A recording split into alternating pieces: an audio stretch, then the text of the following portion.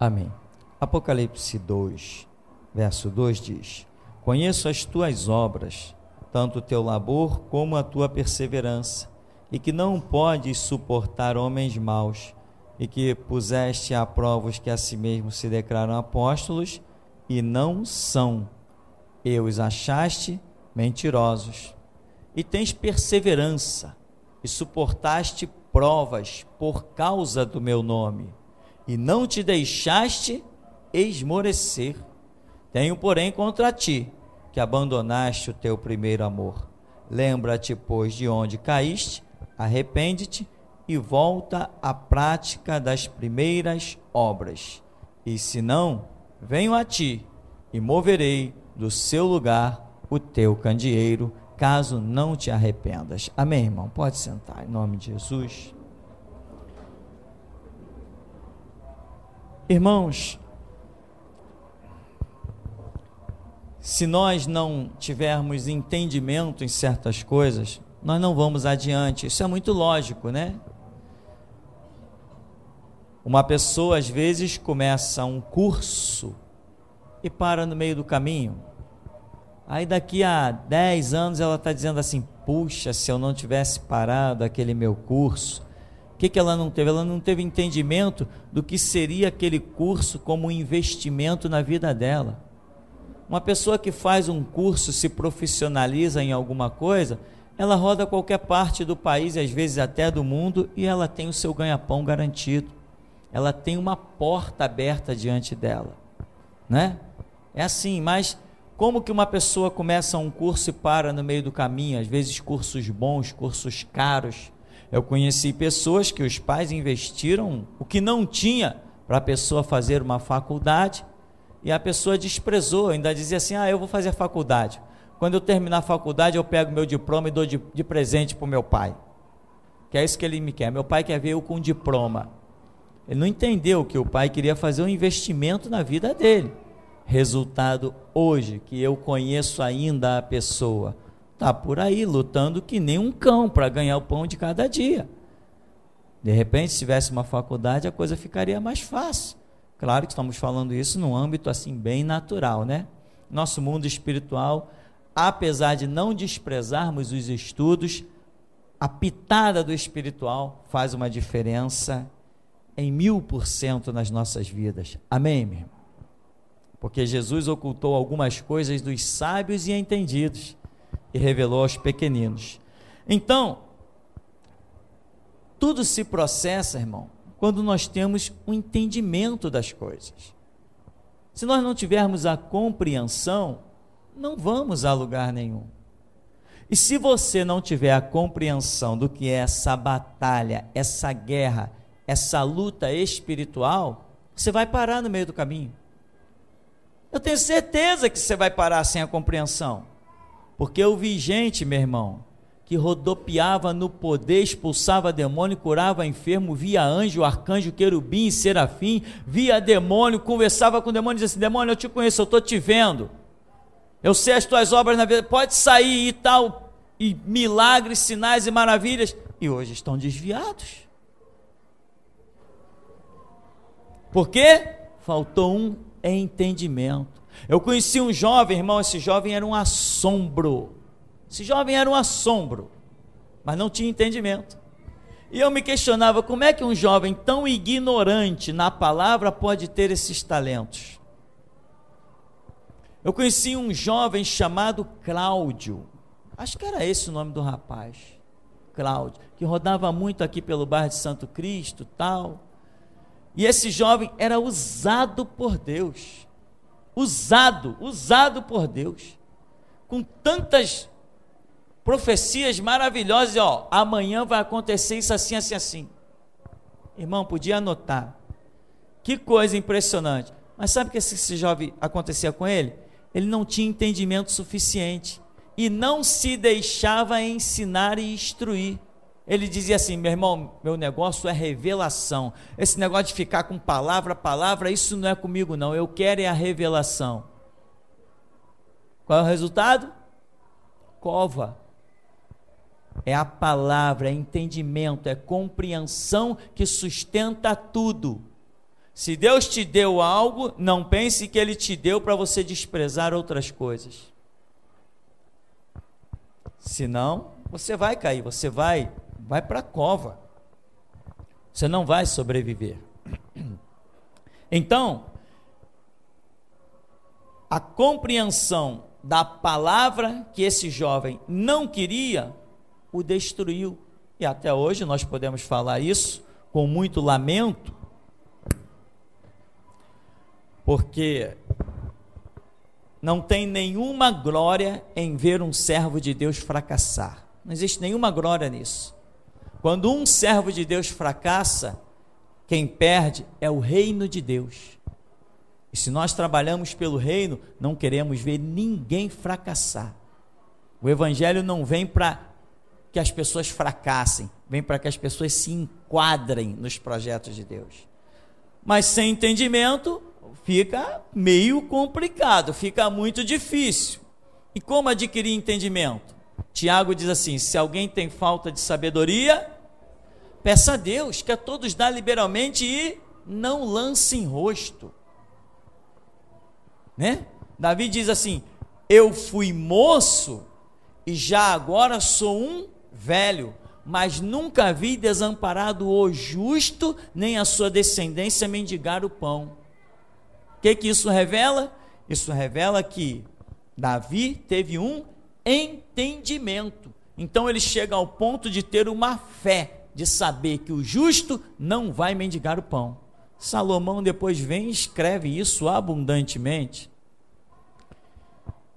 Se não houver compreensão, equilíbrio, entendimento, estudo, oração, não tem igreja, não tem cristianismo. A essência do cristianismo é palavra e oração. A essência do Deus mais poderoso que se poderia imaginar, o Deus mais poderoso é o único Deus, mas só para entender, porque por aí tem muitos deuses, muitos falsos deuses. A essência do verdadeiro Deus se resume em um script, palavras e um contato do homem com ele em oração. Isso resume a história do cristianismo. Dali você recebe toda a direção para aquilo que Deus tem a realizar na tua vida. Você reparou que o texto fala de perseverança, labor, suportar homens maus, colocar situações à prova, lidar com mentirosos, ter perseverança, suportar provas por causa do meu nome, diz o Senhor, não deixar-se esmorecer. Uma guerra. Aí depois ele vem e diz, lá no verso 5,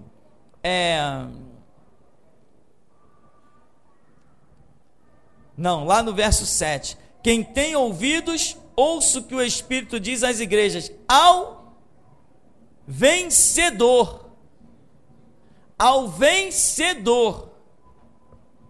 dar-lhe-ei que se alimente da árvore da vida, que se encontra no paraíso de Deus. Observa o capítulo 2 ainda, o verso 10. Não temas as coisas que tens de sofrer. Aí depois diz, no verso 11, quem tem ouvidos, ouça o que o Espírito diz às igrejas, o vencedor de nenhum modo sofrerá dano da segunda morte. Observa o verso 17.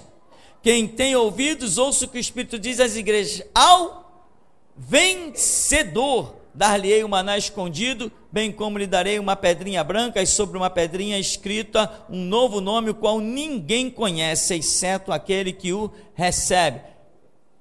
Verso 25 diz,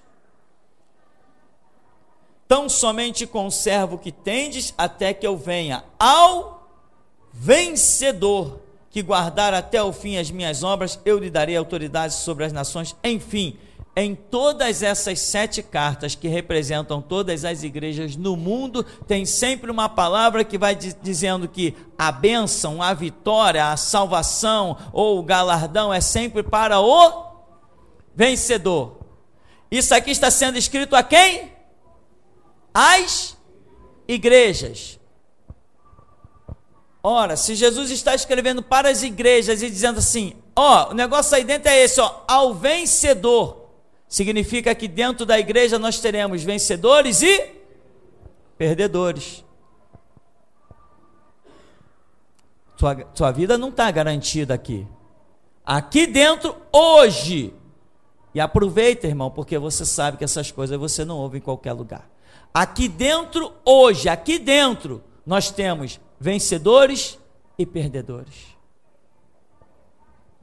Aqui dentro, hoje, como já há 15 anos de ministério, ano após ano, nós viemos tendo vencedores e perdedores, vencedores e perdedores, vencedores e perdedores.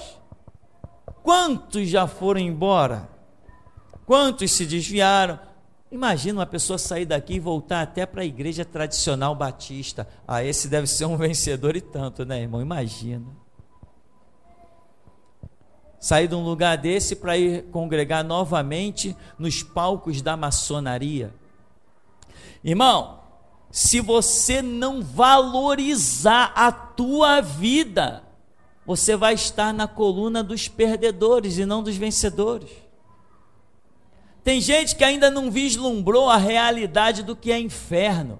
Ainda vive aqueles contos da carochinha. Não, mas eu sou bom. Eu sou bom, eu não faço mal para ninguém. Por que que Deus não ia me salvar se eu não faço mal para ninguém? A Bíblia diz que todos pecaram e destituídos estão da glória de Deus. E o salário do pecado é a morte, mas o dom gratuito de Deus é a vida eterna em Cristo Jesus. A vida eterna não está na minha bondade. A vida eterna está em Cristo Jesus. Não tem entendimento, a pessoa não processa e vai levando a sua vidinha de bom samaritano. Lembra da parábola do rico e do Lázaro? Qual era o pecado do rico que o lançou no inferno? Nenhum. Não tem pecado dele naquela parábola. Diz que ele vivia regaladamente, dava as suas festas, tá, qual o problema? Se ele é rico, qualquer um de nós sendo rico não pode viver regaladamente? Não pode se vestir de linho finíssimo? E ali nós já vimos que a coisa pega, né? Parece que está falando de um sacerdote. Mas qual é o pecado então? Foi que não se aproximou de Deus, viveu a sua vida na sua própria santidade. É bem o retrato dos sacerdotes de Israel. Se não houver compreensão, irmão, não há perseverança. Se não houver entendimento, não há luta, não há labor. Tem gente que quer vir para o evangelho, como eu conheci gente assim, e eu era, irmão, se você tiver ideia de como eu já fui taxado de radical e ovelha negra, mas foi isso que me trouxe até aqui. Em quase 30 anos de caminhada, olha como eu vi gente ficar para trás, e como eu vi gente correr e ir lá para frente, e quando eu vim andando no meu passinho de pé com o meu Jesus, como eu vi os que tinham ido na frente ficar prostrado na beira do caminho. Como eu passei por gente derrotada, que tinha partido como vencedor. Sabe o que te vai fazer um vencedor nessa obra, meu irmão? É o seu entendimento. Existe um céu, eu quero ir para lá. Existe um inferno, eu não quero ir para lá. Qual o caminho do céu? Qual é o caminho do inferno? A Escritura diz: eis que diante de vós proponho 2 caminhos, a bênção e a maldição, a morte e a vida. Escolhei, pois, a vida e vivei. Mas diante de vocês existem 2 caminhos, para o céu, para o inferno, para a bênção, para a maldição. A compreensão que só vem por estudo e oração, porque não basta estudar, tem que ter comunhão com Deus, e comunhão com Deus você conquista, em princípio, pela oração. Há um tempo na nossa vida, irmão, que nós conseguimos desenvolver uma comunhão com Deus. Eu tenho medo às vezes de falar isso, que isso pode ser mal entendido, mas eu vou falar hoje. Há um tempo na nossa vida, ninguém aí no banco está nesse tempo, vou só adiantar isso. Há um tempo em que a gente nem precisa orar. porque já aprendeu a caminhar com Deus de tal maneira que Deus está falando contigo o tempo todo, o tempo todo, o tempo todo. E você não está com dúvida de nada, porque Deus já está te mostrando tudo, tudo, tudo. Você não precisa orar quando você quer uma resposta, enfim, coisas semelhantes. Mas fora isso, fora esses casos excepcionais, extraordinários, você tem que ter a sua comunhão com Deus, que ela tem que existir. Começa com a oração, e muita oração. Não é pouca não, é muita, irmão. São horas, não é dar para Deus um restinho que sobra não, é dar para Ele o principal, o mais importante da sua vida. Dê para Deus o seu mais importante, sabe por quê? Porque Deus dele te dará também o que é mais importante. Se você dá algo desprezível para alguém, o que esse alguém te retribui? Ou com nada, ou com algo também desprezível. Agora, você dá um presente de peso para uma pessoa, algo muito valioso, na hora que essa pessoa pensar, poxa, eu também quero dar um presente para aquela pessoa que me deu isso aqui de muito valor, ela não vai procurar te dar uma coisa também à altura? Assim é Deus. Irmão, a sua vida espiritual é tudo que você tem. Se você não tiver compreensão, amanhã você pode ser até um riquinho, andando de carro zero, carro importado, carro de 200 mil, morando num apartamento de R$1 milhão, pode até ser isso, mas Jesus vai olhar para você e vai dizer assim, você é um lixo. Porque se você não valorizar a sua vida espiritual, se você valorizar as coisas carnais, materiais que giram em torno de você, isso vai te sepultar, meu irmão. Isso vai acabar contigo.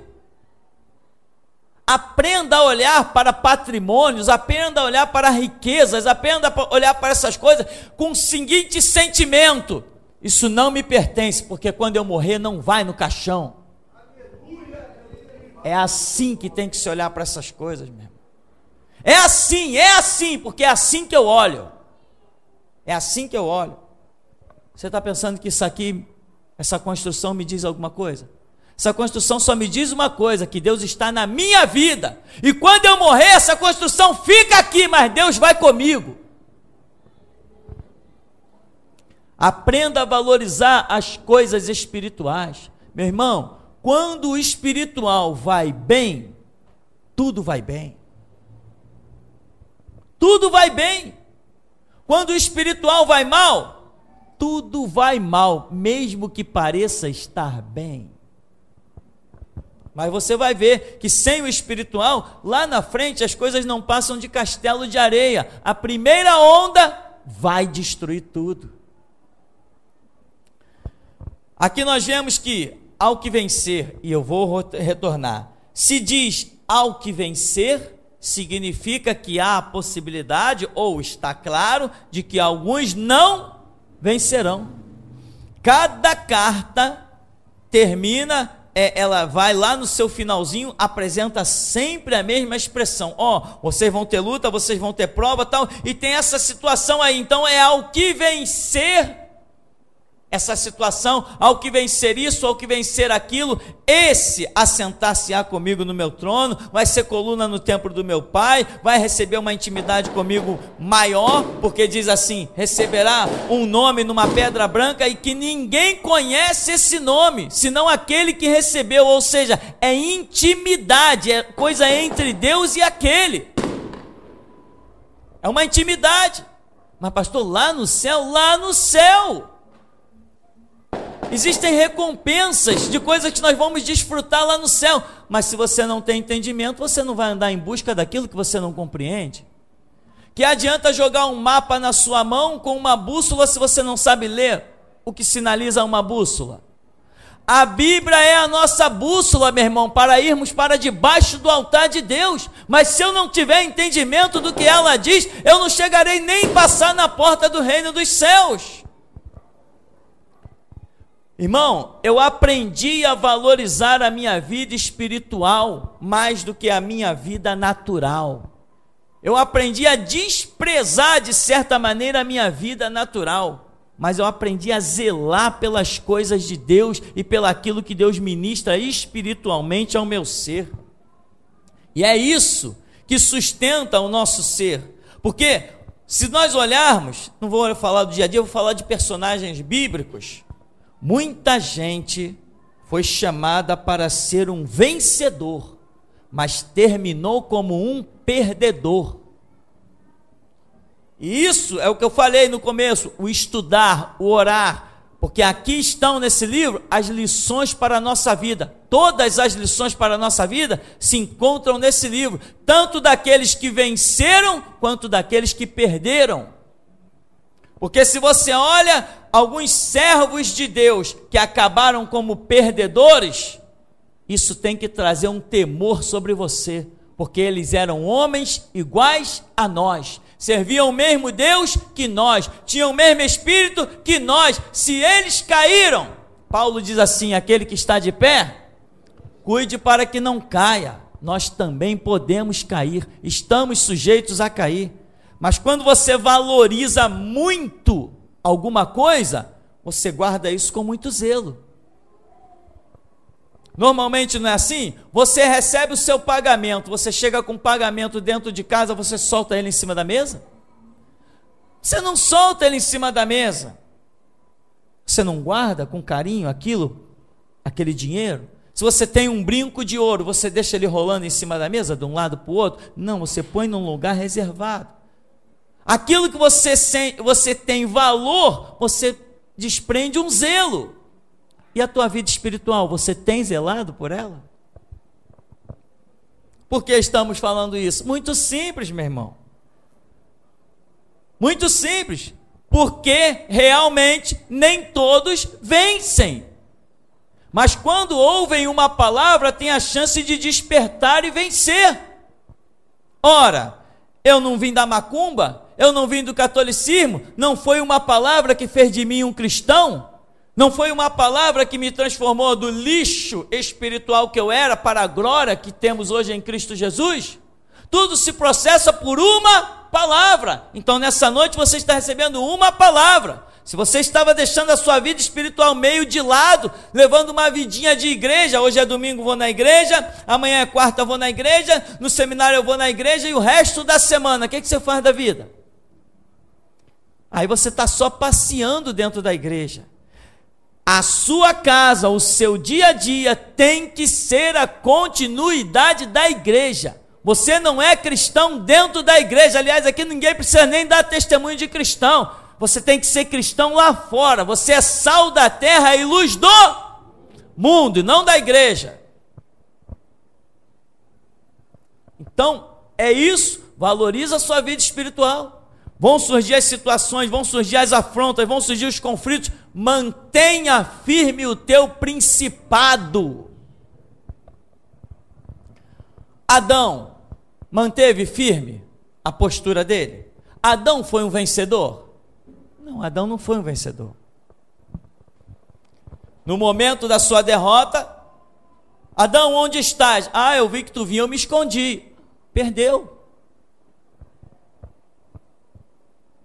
Por mais que Adão tenha depois reconquistado alguma coisa, ou melhor, reconquistado não, tenha conquistado alguma coisa, eu te garanto, a vida de Adão nunca mais foi o que havia a proposta de Deus para ser.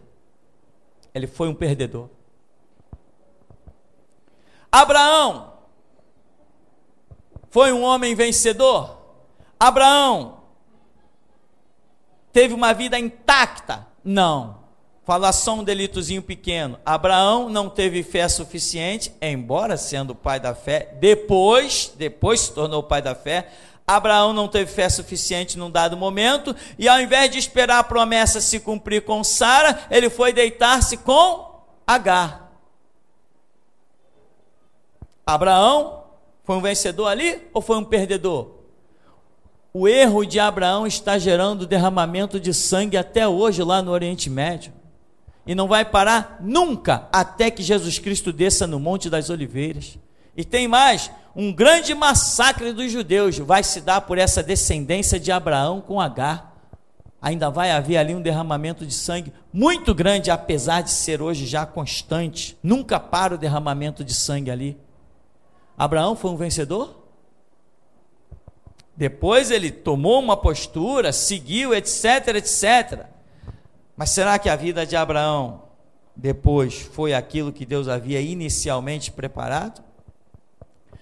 Nós temos um outro homem, Moisés. Lembra da contenda das águas? Em que Moisés foi lá e bateu na rocha 2 vezes? Eu te pergunto, Moisés foi um vencedor? Moisés realmente venceu intacto? Teve uma caminhada perfeita? Não. Quando ele chega a hora da partida, Deus diz assim: Moisés, pode subir o monte, aprecia a terra, porque você não vai entrar na terra que eu jurei a seus pais que lhes daria. Mas, Senhor, tudo que Moisés queria era entrar naquela terra, conduzir o povo para dentro, seria a glória. E tem mais, não era simplesmente a glória, ainda tinha outras coisas mais, que dentro da simbologia seriam coisas tremendas. Moisés, quando quebra aquela simbologia, batendo na rocha, ele não simplesmente ordenou, ele bateu na rocha, quebrou a simbologia da rocha dar a água voluntariamente, ele também quebrou a simbologia da própria vida dele. Ele foi um vencedor? Eu estou falando, meu irmão, não estou falando de qualquer um, não. Estou falando de Moisés. Estou falando do homem que, através do qual Deus mandou pragas no Egito, matou até primogênitos, abriu o mar vermelho. Eu estou falando de um homem que Deus usou a presença dele para fazer granito cair no deserto. Eu estou falando de um homem que transformou as águas de rios em sangue. Quando as pessoas metiam um balde dentro do poço, que puxavam, vinha sangue. Eu estou falando desse homem, que sinais e prodígios semelhantes aos que Deus operou através de Moisés, nós nunca mais vimos com ninguém. Mas ele falhou, ele teve problemas. Sabe o que eu vejo nisso? Eu olho no espelho e digo assim: cara, toma cuidado, tu não é melhor que Moisés? E eu tenho cuidado pela minha vida espiritual, eu tenho zelo, eu não sento na roda dos escarnecedores, eu não me envolvo com blá de ninguém, eu zelo pela minha vida. Aonde Deus está, eu estou. Aonde eu não vejo Deus, eu pulo fora também. Porque só existe duas pessoas preocupadas com a minha vida espiritual: eu e Deus. Se eu não zelar, eu só tenho a perder. Miriam e Arão venceram ou perderam? Você acha que uma pessoa que fica leprosa, quantos dias? 7 dias fora do arraial? Uma pessoa que fica leprosa porque Deus a repreende, vai lá, fica leprosa fora do arraial, foi vencedor ou foi perdedor? Arão, que também falou contra Moisés, também caiu morrendo no deserto. E olha que nós estamos falando, sabe de quem? De pessoas que Deus chamou. Miriam era o quê? Profetiza. E ela disse: Moisés, Deus não fala só contigo não, Deus fala com a gente também. E era verdade ou não era? Falava mesmo, ela era profeta. Mas nem pelo fato dela ter o cargo de profeta, isso lhe assegurou a vitória total. Porque a vitória total na tua vida não está pelo cargo que Deus te dá, está pela conduta que você tem diante desse Deus, independente do cargo que Ele te dá. Nós tivemos um homem chamado Saul.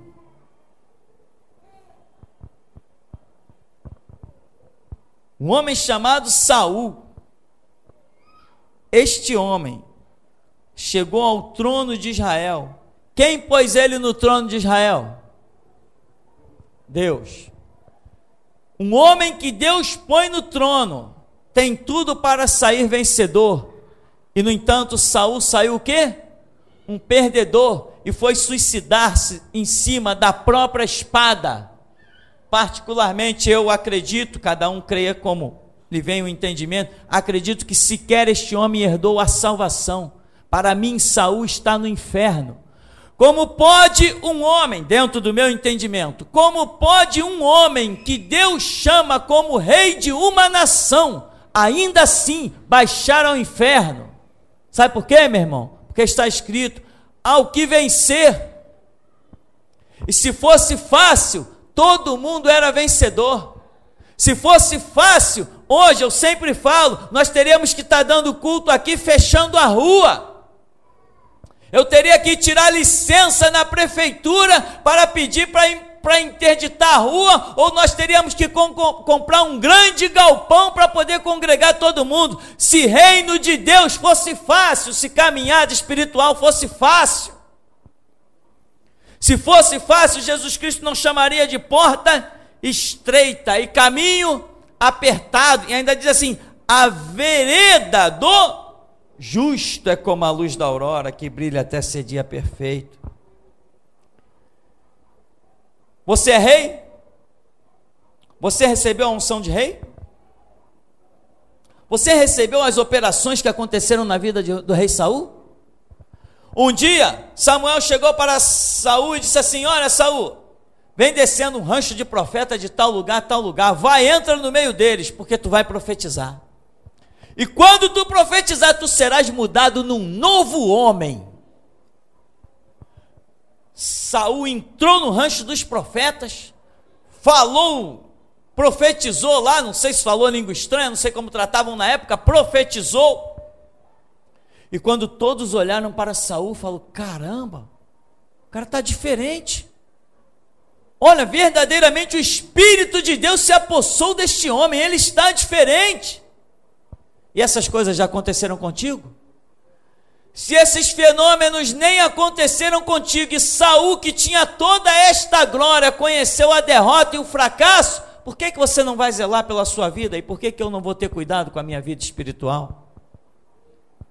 Entendeu, meu irmão? Agora, tem um outro homem, Samuel, que quase comete um delito que seria também terrível. Precisamos tomar cuidado, irmão. Samuel vai à casa de Jessé. Quando Samuel vê o primogênito bonitão, grandão, o que ele diz? Verdadeiramente está perante o Senhor o seu ungido. E ia ungir o cara. Olha só se ele unge aquele homem. Que rolo que ia dar, meu irmão. Você já pensou se Samuel tivesse ungido o primogênito? Que rolo que ia dar. Para Deus chegar depois assim, Samuel, por que você ungiu aquele lá? Ah, Senhor, era o primogênito, era o mais alto, era o bonitão, certamente aquele é o que o Senhor escolheu. Não, Samuel, eu rejeitei aquele, meu projeto era outro. A coisa seria tão louca, que Deus chega ao ponto de dizer, Samuel, quieta-te, eu não escolhi esse. Porque Samuel disse, certamente está perante o Senhor o seu ungido. Foi isso que Samuel disse. Ele estava plenamente convicto de que era aquele que ele tinha que ungir. Estamos falando de quem? Samuel, que por um triz não conheceu ali um caos no seu ministério. Vamos falar de mais alguém? Davi com Betseba.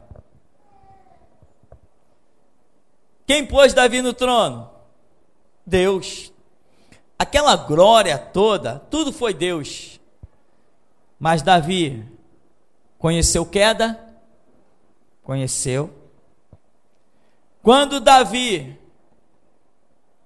recebe a visita do profeta Natã, o profeta diz assim para ele, Davi, um homem contou a parábola, esse homem é digno de morte. Aí o profeta diz assim, esse homem digno de morte é você.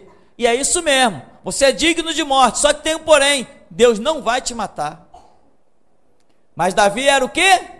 Digno de morte. E tem mais, a Bíblia diz assim, Deus te perdoou?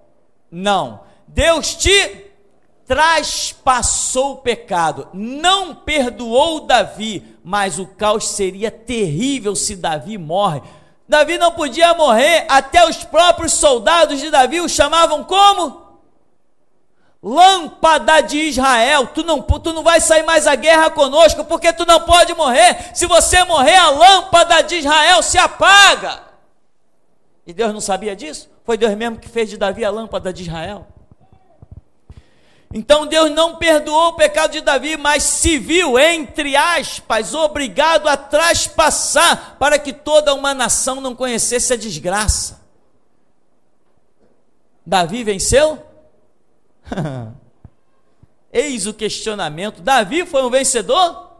A Escritura diz: ao que vencer. O que nós estamos querendo mostrar para você, meu irmão? Que até ungidos de Deus, que até homens de Deus, todos nós temos uma guerra, uma peleja renhida, e vencer não é fácil. Já que vencer não é fácil, se prepare para o mais terrível inimigo que você imaginar. Se prepare, esteja firme, constante, abundante na obra do Senhor. Te prepara, meu irmão, para o pior. É assim que se vence, se preparando sempre para o pior. Imagina aquilo que você não venceria, te prepara para isso, que você sempre será um vencedor. Tem medo da morte? Te prepara para morrer por Cristo. Tem medo de algemas? Te prepara para levantá-las como troféu. Tem medo de cadeias? Te prepara para entrar na cova dos leões, e tu vai saber que o Senhor Deus te sustenta em qualquer canto. Estamos querendo mostrar para você como é difícil ser um vencedor nessa obra. Estamos querendo mostrar para você como que Deus tem critérios de santidade elevadíssimos. Nós tivemos um homem que Jesus ora a noite inteira, desce do monte e chama ele: Judas, vem cá, meu amigo, você vai ser o meu discípulo. Judas comia na mesa com Jesus, sentava do lado dele, tinha acesso a Jesus direto, enquanto tanta gente dizia assim: pô, a multidão está cercando, eu não consigo chegar no mestre. Judas está lá do lado de Jesus. Não era assim? Um homem que tem acesso direto a Jesus, que come na mesa com ele, que inclusive colhia até as ofertas de todos, tinha lá, ele era o tesoureiro da turma. E no entanto, Judas, esse homem íntimo, fisicamente falando, de Jesus, ele venceu ou perdeu? Perdeu, e perdeu feio. Paulo, venceu ou perdeu? O apóstolo Paulo foi um vencedor? Ou nós podemos ainda dizer assim que ele teve derrotas? Saulo, sai de Jerusalém, eu vou te enviar para os gentios de longe. Não, não vou sair não. Tá bom, então vai para Roma. E lá se foi Paulo perder a cabeça em Roma. Ele foi um perdedor ou não foi? Um homem que tem as nações gentílicas para fazer a obra, reunir ainda muitos galardões. Eu posso olhar para Paulo hoje e dizer assim: tu foi um perdedor.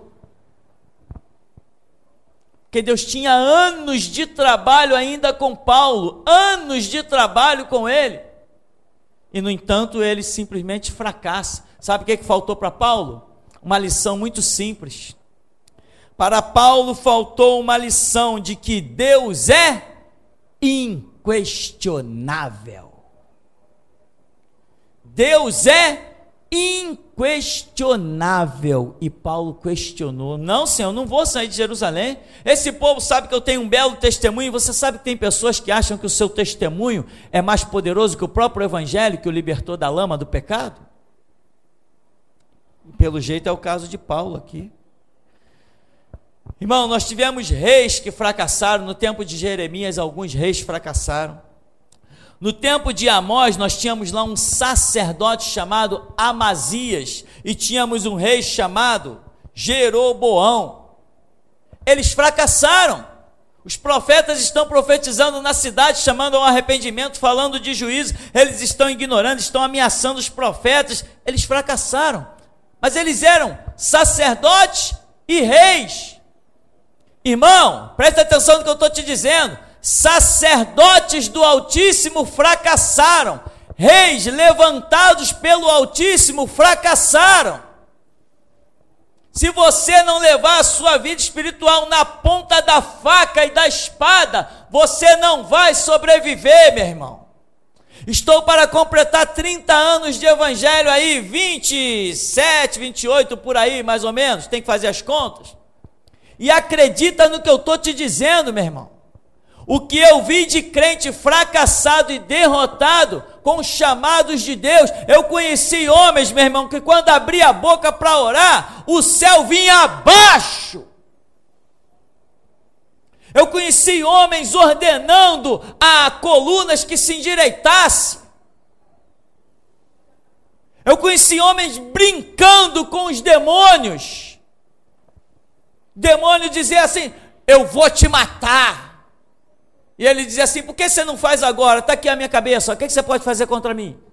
Eu conheci homens brincando com o diabo, cheio da unção, cheio do poder. E sabe o que aconteceu com eles? Eles fracassaram, meu irmão. E até hoje eu choro, até hoje eu lamento o fracasso desses homens. Foram meus mestres, foram meus professores, foram em quem eu me inspirei, foram através de quem eu pude ver o braço de Jesus Cristo agir na terra, e eles fracassaram. Sabe o que eu aprendi? Aquele que está de pé, cuide para que não caia. É por isso, meu irmão, que às vezes eu prego, não sei se todos compreendem, quando eu estou aqui atrás desse púlpito, eu digo assim: aqui eu surgi do nada, aqui eu não tenho pai, não tenho mãe, não tenho filho, não tenho esposa, eu não tenho nada. Quando se trata de vida espiritual, eu só enxergo Deus. Se eu não levar minha vida nesses níveis, eu fracasso também. Eu vou fracassar também. Sabe por quê? Porque eu vi muita gente fracassar. Eu conheci pastores da onde eu fui auxiliar em suas igrejas, homens cheios do poder de levantar criança à beira da morte. Deus visita, na hora como de Deus visita, um impacto, todo mundo se assustava, e ele dizia: está aqui, pode levar para o médico fazer exame, está curado. Mas não era a pessoa que tinha aprendido a ouvir só Deus, ainda dava ouvidos a outras vozes, fracassaram. Eu estou pregando, sabe para quê, irmão? Para que você não fracasse. Esse é o desejo do Espírito de Deus nessa noite, com essa palavra. Com certeza é o meu desejo, sabe, meu irmão? Com certeza é o meu desejo.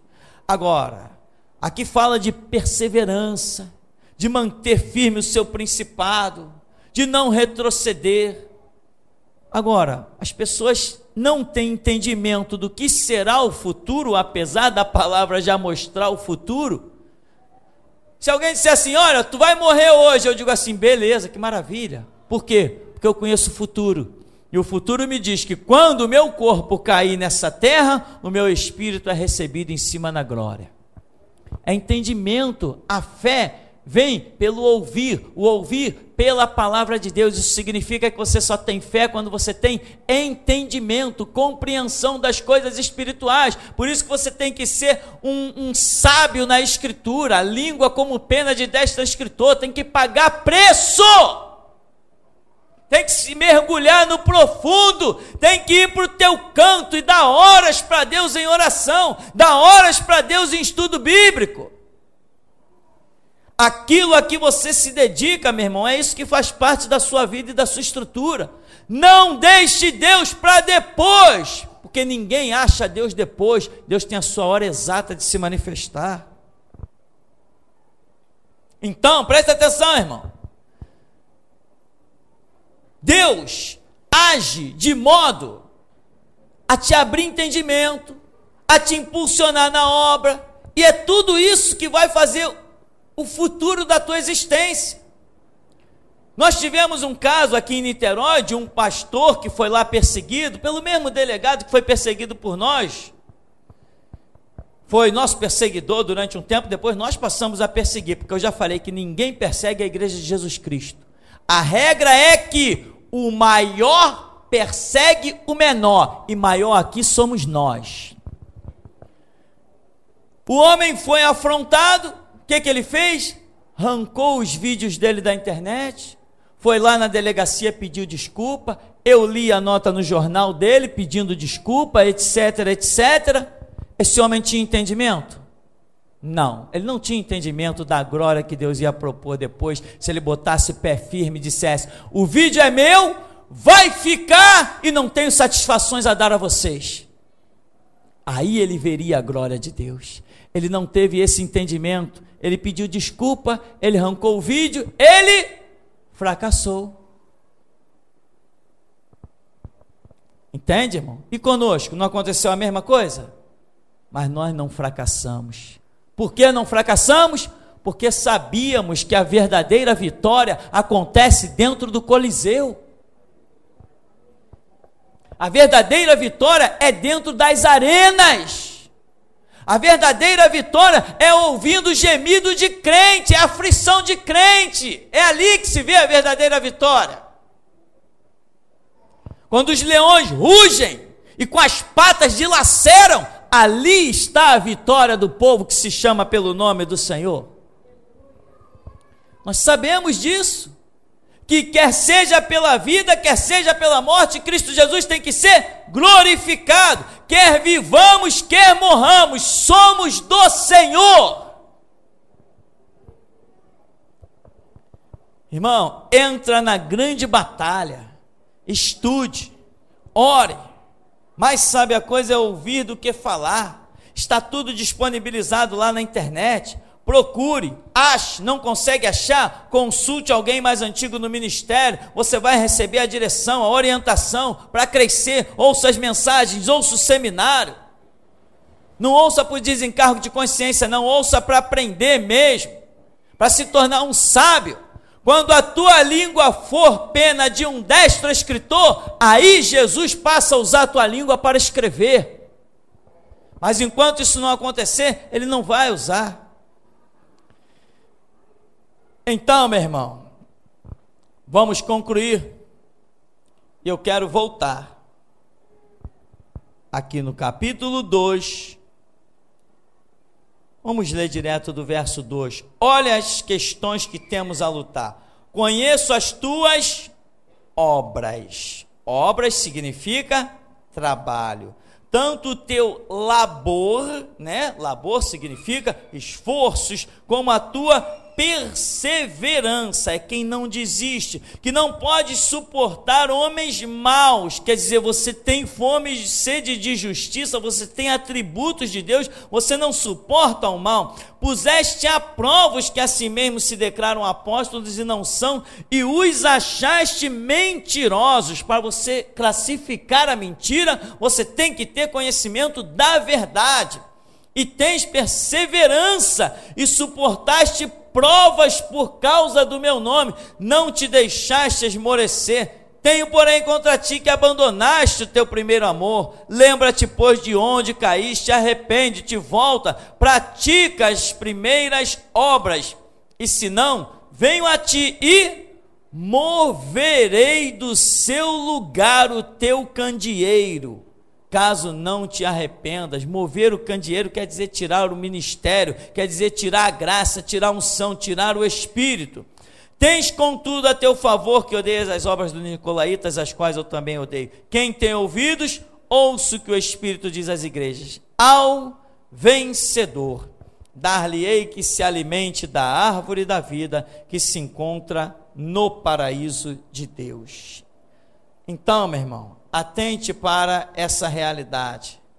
Não é com uma vidinha que se conquista as coisas espirituais. Acredite, não é com uma vidinha que se conquista as coisas espirituais.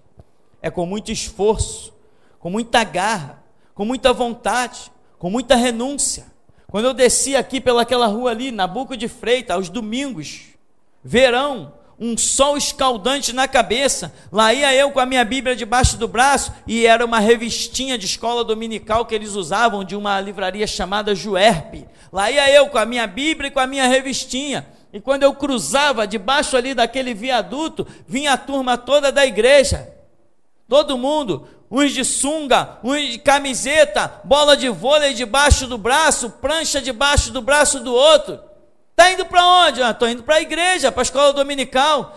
Não, vamos pegar uma praia hoje, olha o solzão. Falei, não, eu vou para a escola dominical. Que isso, cara, escola dominical, domingo que vem a gente vai. Não, domingo que vem não, domingo que vem é outro prato. Eu quero esse domingo, desse. Eu quero o prato desse domingo. Eu quero com Jesus o prato de cada dia. Porque eu preciso dele todo dia. Você não precisa almoçar todo dia? Você não toma o seu café todo dia? Com Jesus tem que se alimentar todo dia. Cadê os jogadores de vôlei? Cadê os praticantes do windsurf? Cadê eles? Mas eu, o bobo que ia com sol de 40 graus para dentro da igreja, o bobo está aqui. O bobo está aqui, tem carro na porta, tem casa própria, o bobo está aqui. O fanático está aqui, pregando para o mundo todo, colecionando algemas e prisões. Valoriza a tua vida espiritual, meu irmão. Despreza as coisas do mundo, despreza os prazeres da tua satisfação da juventude. Sepulta a tua juventude para que Deus seja glorificado. Esquece os prazeres que você tanto ama, que já nasceram em você, porque lá na eternidade tem aquilo que olhos não viram, nem ouvidos ouviram, nem jamais penetrou o coração humano. Muitos disseram tantas coisas na minha cara. Não, nós somos homens e nós temos necessidade. Eu digo, é verdade, eu sou homem e a minha necessidade é conhecer os pés de Jesus Cristo. Cada um faz a sua escolha. Eu fiz a minha, e se eu pudesse voltar atrás, eu faria tudo de novo, e com muito mais dedicação, porque hoje eu estou vendo o fruto daquilo que eu plantei. A sua vida espiritual, meu irmão, é tudo que você tem. Esse pode não ser um sermão muito bonito, muito agradável. Talvez alguns aqui quisessem mais chegar aqui. Pastor, eu cheguei aqui, eu entreguei meu dízimo, eu quero ir para casa. Tem lugar que é só assim. Você deu o seu dízimo, está todo mundo feliz da vida contigo e pronto, você é um irmão abençoado. Não adianta você dar um dinheiro na igreja, meu irmão, e quando chegarmos lá na eternidade, te procurar e ninguém te achar.